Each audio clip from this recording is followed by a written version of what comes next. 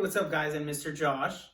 And welcome to another day of Kids Church. Super excited to be here and we're glad to be with you. Yes, so just a reminder, if you saw our video last week, you know that we told you that Kids Camp was canceled for this year, but that we're working on something else instead. So we got approval. We're going to have an overnighter sleepover at DCC in Ridgecrest, our sister church. So we're going to have, again, get to meet with our friends from all the other churches.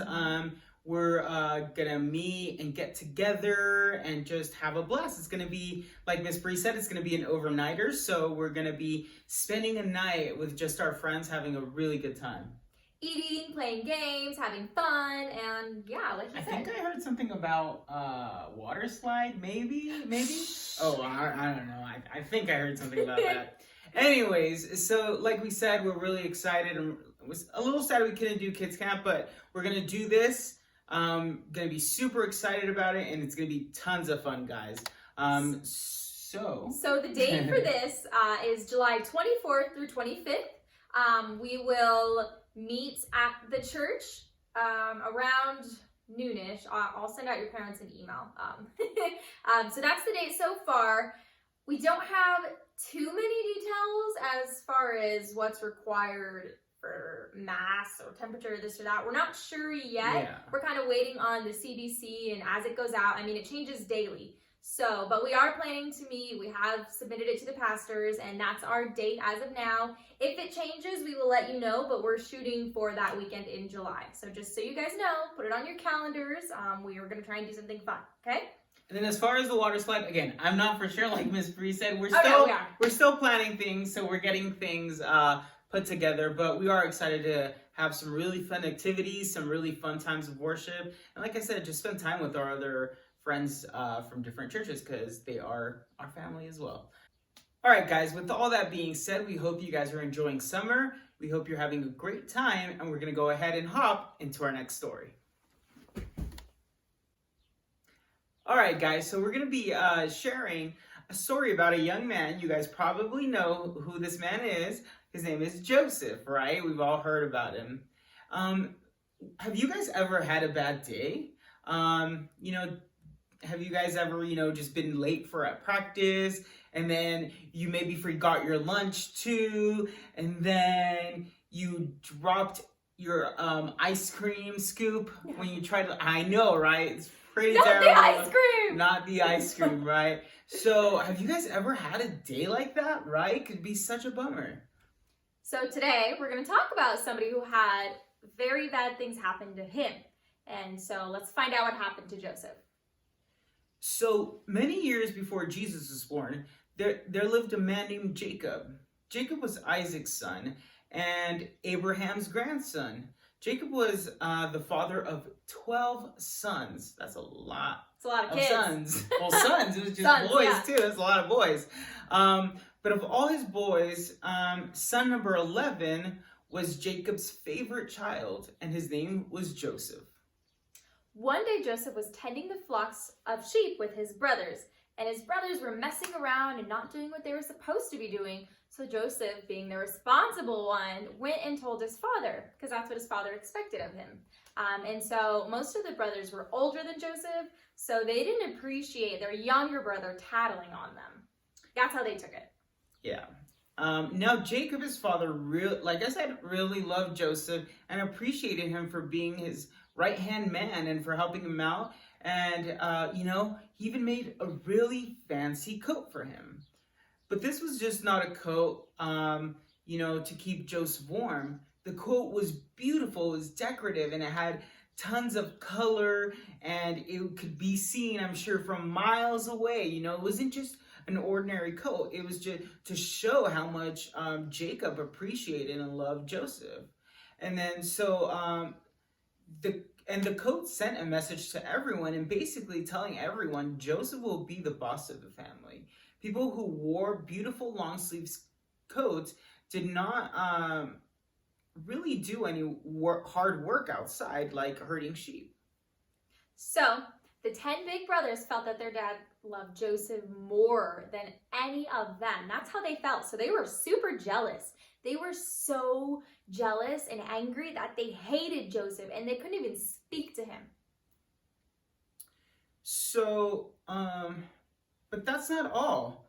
Joseph had a dream, and he didn't keep it to himself. You know, Joe, like we all know, Joe was a dreamer, and he didn't keep these dreams to himself. So, he went and he told the whole family about his dreams. Joseph's dreams were just really, got his brothers angry. In Genesis 37, it says this: "Listen to his dream," he said. "We were out on a field tying up bundles of grain.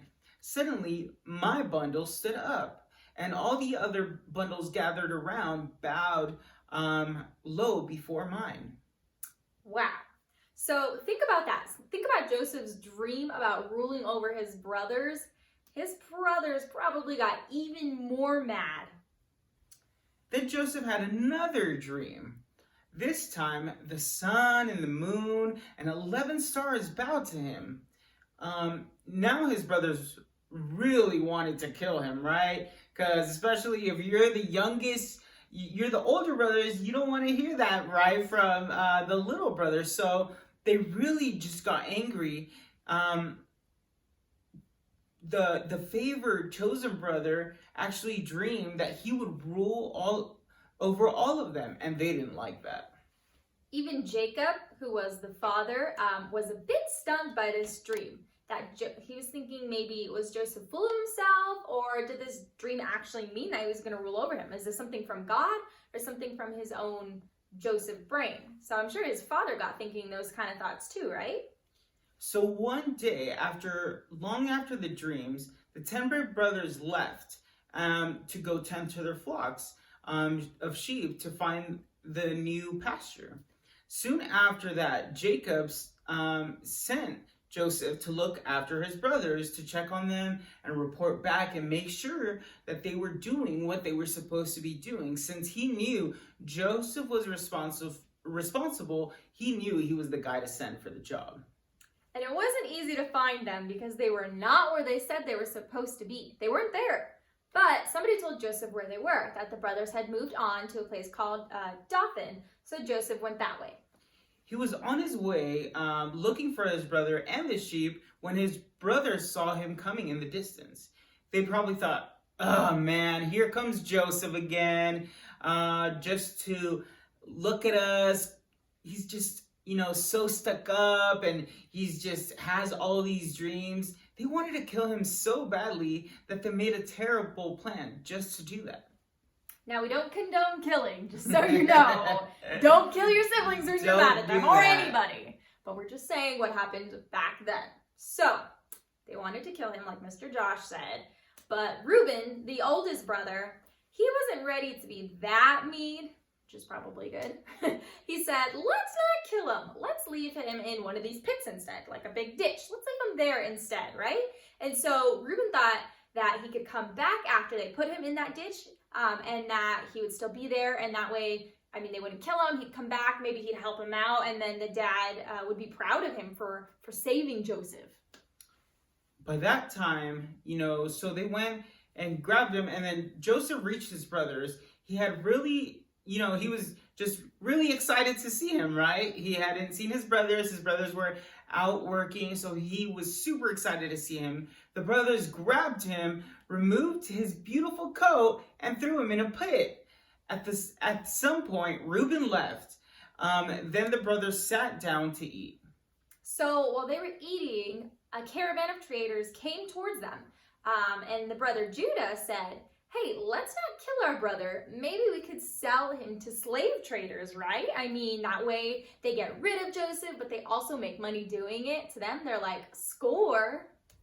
So Reuben came back, and Joseph was gone. Reuben was so upset because his plan was always, just to go along with the crowd, come back, grab his brother, and take him home. But when he went to find him, he was just super upset to know that he was no longer there. So the brothers figure out a way to cover up this plan.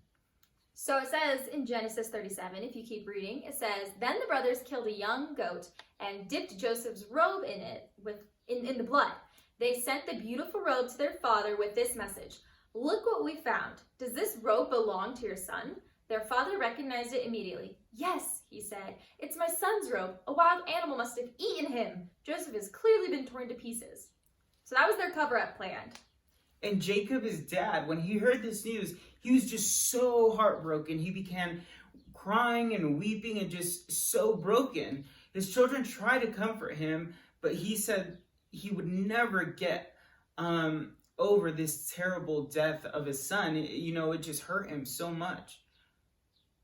Meanwhile, the traders that took Joseph, those guys, they took him to Egypt. So Joseph was sold again to more people, this time to Potiphar, who was one of Pharaoh's officials.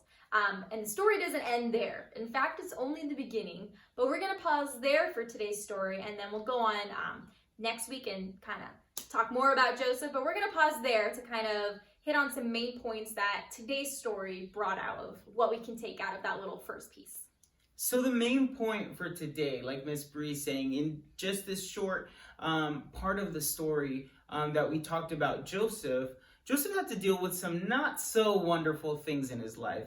He could have gone through, why me, or been upset with God, but that's not how Joseph responded. Instead, Joseph trusted God, and God's love helped Joseph get through some of the situations that Joseph had to walk through in his life. Knowing that he could trust in God, and God knowing that Joseph was a person that was going to trust him, he was able to, talk to Joseph and speak to Joseph and work in Joseph's life so he could use him. Yep. And God's words tell us that nothing can separate us from God's love, right? No matter what happens, God's love protects us and helps us to not be afraid. When you get a flat tire on your bike, it can be a big problem, right? But if you have a bike pump, it's not the end of your fun. You can keep riding. A bike pump helps you to pump your tire full of air so that you can ride again.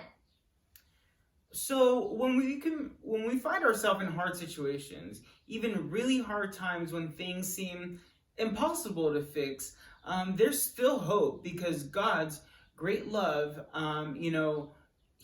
he just has such great love for us. Knowing that God loves us and will be there to help us, will help us not to be scared and to trust in God even when things are really hard. All right, so this week's verse is kind of long, so I don't really expect you guys to memorize it, but we still want to read it because it's really good. Yes. It goes with our story, it goes with everyday life, where our bad days, when we're just struggling and we're like, God, I can't do this, or I don't know what to do. It's just a good verse to keep in mind, or to write on your mirror, or put in your Bible, or something like that, right? And so we'll read it together. Like I said, it's kind of long, but it's still good to hear and to put in your brain and into your heart, and then we can read it As a group. Yeah, so. All right, guys, let's read the verse. Here we go. 1, 2, 3. Romans 8:35 through 37. Can anything separate us from Christ's love? Can trouble or problems or persecution separate us from his love? If we have no food or clothes or face danger or even death, will that separate us from his love? As the scriptures say, for you we are in danger of death all the time. People think we are worth no more than sheep to be killed. But in all these troubles, we have complete victory through God, who has shown his love for us. Woo! That was a mouthful. All right, but we're going to read it together. Are you guys ready? It's just so good. I It's know, long, it's but it's really just so good. good. A lot of little nuggets. It is, and it just, like, if you guys are paying attention and reading with us, it just shows, regardless of whatever is going on, whatever is happening, God's love continues to be faithful in our lives. Always. And so no matter what, if we have food or clothes or if we're going through something hard, God's love is always there for us. And we have the victory through him. That's right. So let's go ahead and read this again. If you're ready, Okay. Here we go. 1, 2, 3. Romans 8:35 through 37.